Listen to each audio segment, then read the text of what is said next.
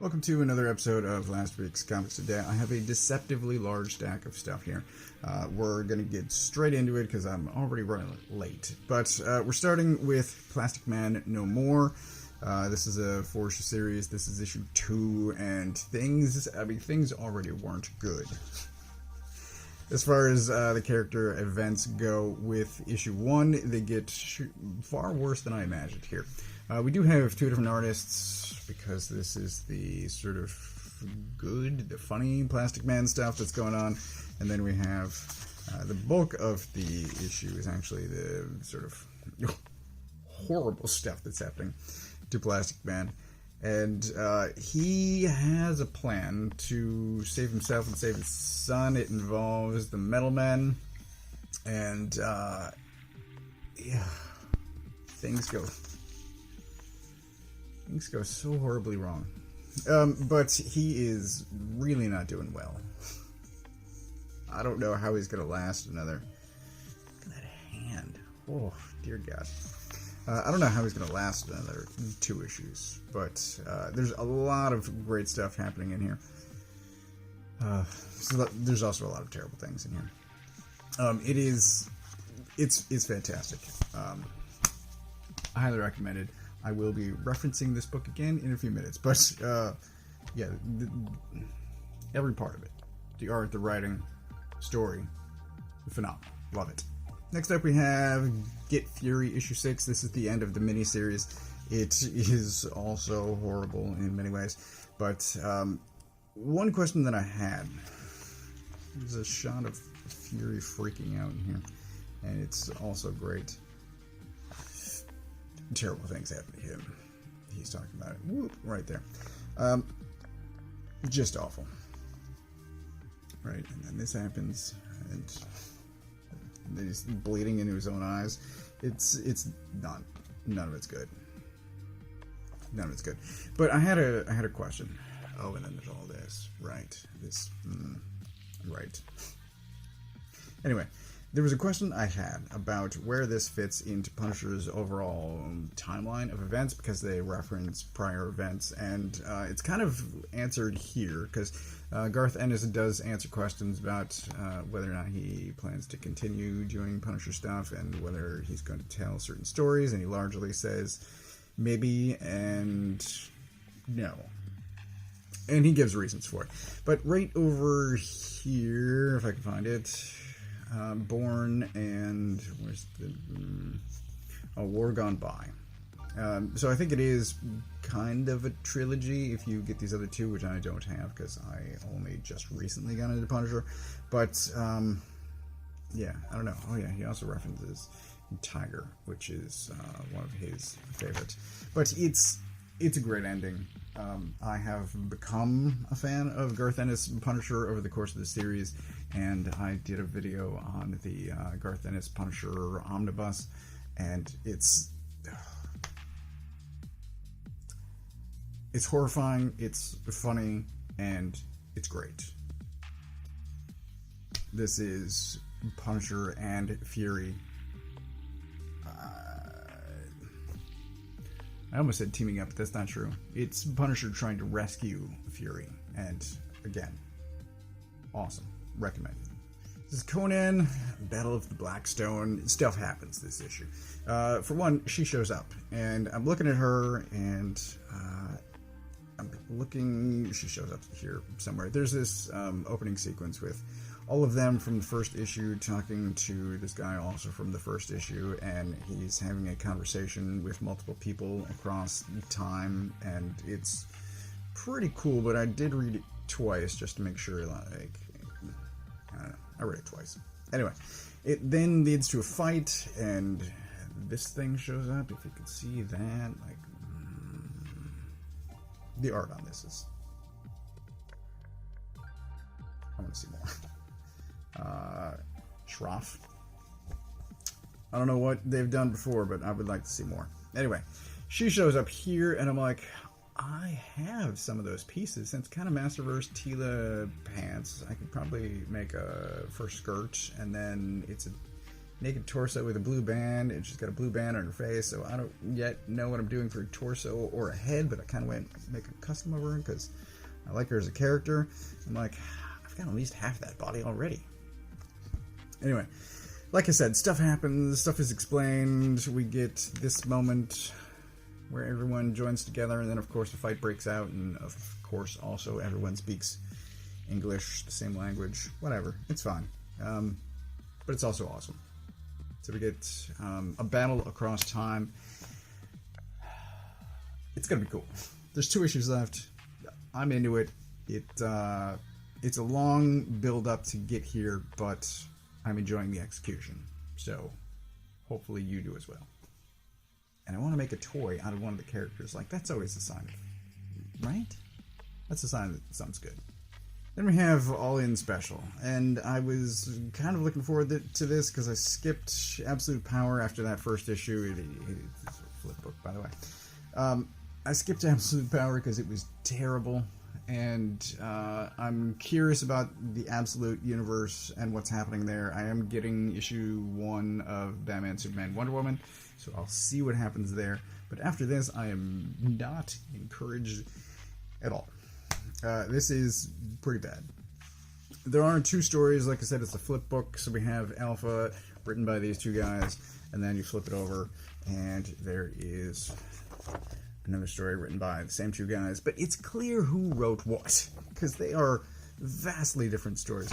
I actually recommend starting here and then flipping over, because this is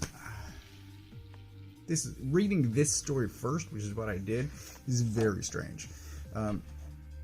At first, these were the preview pages that were released. So these first couple of pages, and I'm reading it, and it's talking about people coming together, companies coming together and building a thing, and then it's infused with alien technology, and then it's infused with magic. And I thought this whole time they were talking about, and it's right here, they're building a card. A laminated card is what they're spending all this time doing, and I'm thinking originally they're talking about a watchtower, but no, it's so stupid.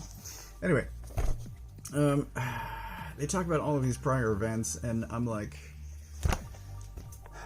they talk about all of these events, right? So you've got Death of the Justice League, and then I think the aftermath of that, and then this Lazarus thing, and it's just the nightmares, and then the animal whatever, Beast Boy stuff, Beast Planet? I don't know. And then Brainiac and the aftermath of that with Absolute Power. So, like, wasn't one of these guys responsible for, like, half of these things? And maybe Mark Waid was responsible for the other half? Look, I barely read any of that. I did not pay attention intentionally. And I'm like, you're talking about how things are different now. And, like, half of these were written by the same guy. Whatever. Here's the thing. Oh, I want to show you this too. I'll get to that in a second. I want to show you this. It's weird. So anyway, they're gathering everyone to the watchtower, and like people show up. It's been a while since I've seen her. Is she doing anything? And like all of these people are here. You will notice that the Spectre is not, and then the Spectre shows up on the next page, and I'm like, what the f is happening? Because people start talking upside down and backwards, and it's weird. And then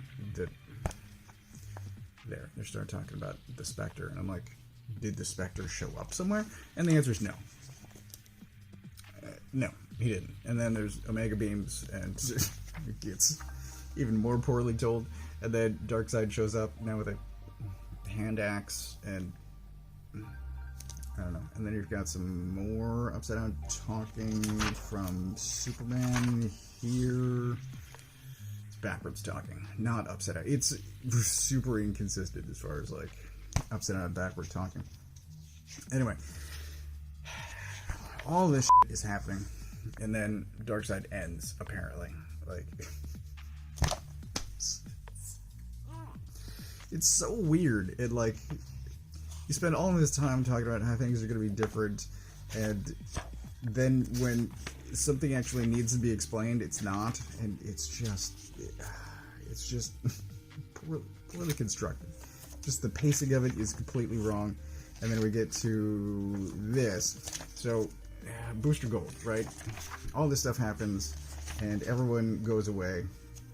Except Booster Gold must be lingering in the hallway, eavesdropping, because this entire conversation happens, and then he goes, oh hey, you need me, because tachyon particles or some shit. Anyway, so the very next page, his boots are a different design, straight top, curved top, his gloves are now a different color, and the whatever bracelet thing he's wearing is a different color, possibly the star is a different color, unless that's just lighting, and now he has a collar.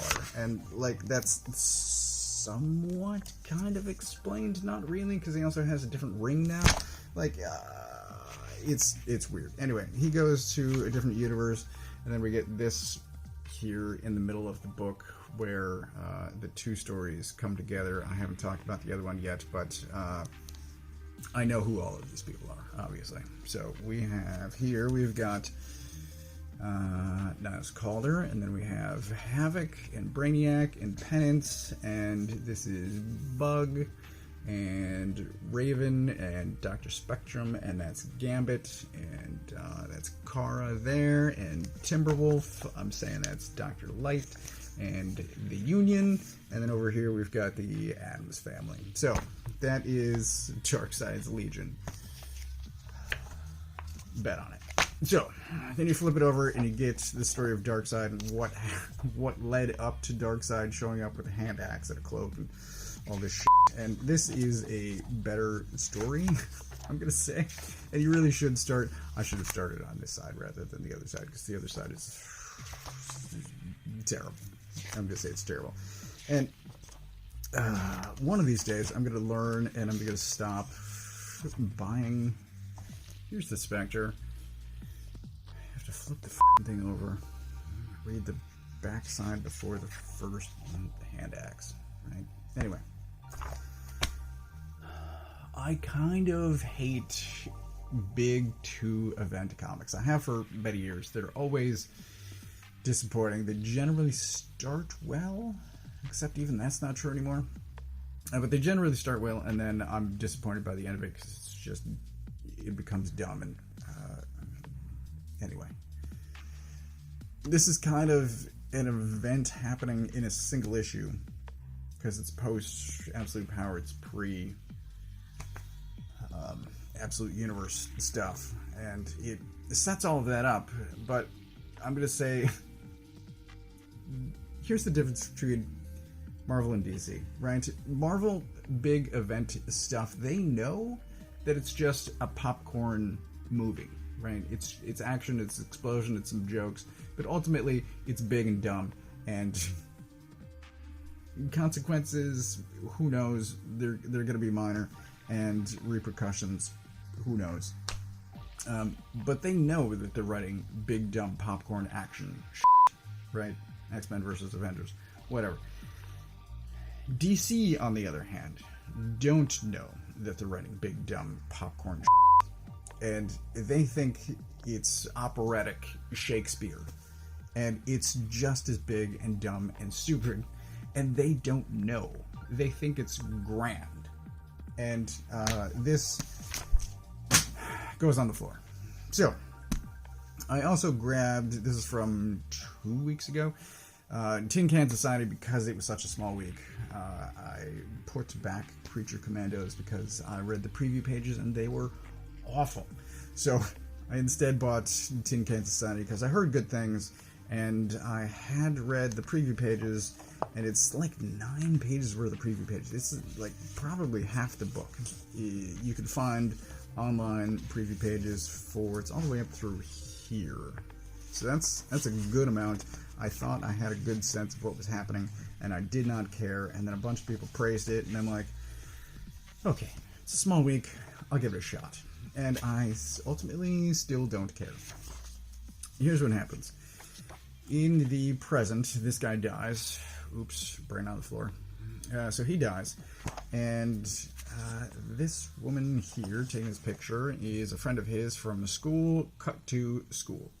And these are the rest of the cast as kids, and they meet back up in the present, and I don't know. One of them, I feel like, is going to investigate his death, and the others are kind of reluctantly going along with it. I'm going to say it's her, based on absolutely nothing. She's the one that killed him. But, yeah, it's fine. I don't really understand the hype of it. It's fine. It's fine. Super quick, there is a new Zdarsky comic news, and it is just as funny as it has been. He talks a little bit about FML. He talks a little bit about the James Tynion, and I'll probably try this, The City Beneath Her Feet. It has been years since I've tried a Tynion book, because I generally don't like him, but this sounds interesting, and it's art by Chelsea. I can't find her name. Chelsea. It's in there somewhere. But yeah, it's funny, it's informative, and I'm super entertained by Zdarsky doing Zdarsky things. It's this addendum to the previous issue's interview, and it's fun. It's fantastic. Love it. Love it far more than that's on the floor. I also grabbed this because I will probably do a read pile video on this. It is the 3 issues complete set of 1 through 3 Batman vs. Predator. And here's the thing, like, I just complained about big dumb action things, and then I bought this, and you can freely call me a hypocrite, call me what's the other, I don't know, there was another word I was going to say and then I lost it. Yeah, whatever, it's valid. I'm going to read this, though. It's probably going to be great. I hear good things. I've been looking forward to this. I didn't think I'd ever get it, because Dark Horse, but I'm going to read this and hopefully have a blast. I'll let you know.